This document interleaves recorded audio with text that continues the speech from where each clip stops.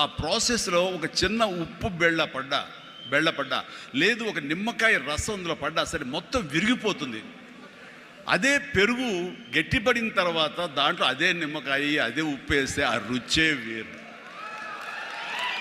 అందుకని మనం ఆ యొక్క ప్రాసెస్లో ఉన్నప్పుడు అది సాధించాలనే మన పట్టుదలతో ఉన్నప్పుడు ఎలాంటి నెగిటివిటీ ఉండకూడదు. నీ మనసునే నమ్ముకోవాలి. నీ ఎయిమే నీకు మెయిన్.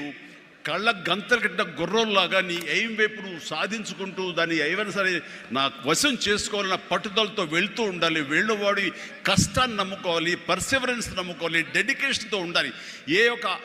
ఆ రకంగా నేను నిజం చెప్తున్నాను. నేను ఎప్పుడు ఎక్కడ ఏ చెడు అలవాట్లకు కానీ ఎక్కడ ఏ వయసెస్ కానీ వ్యసనాలు కానీ లోను కాకుండా ఆంజనేయ స్వామి అనేవాడు నా ధ్యేయం.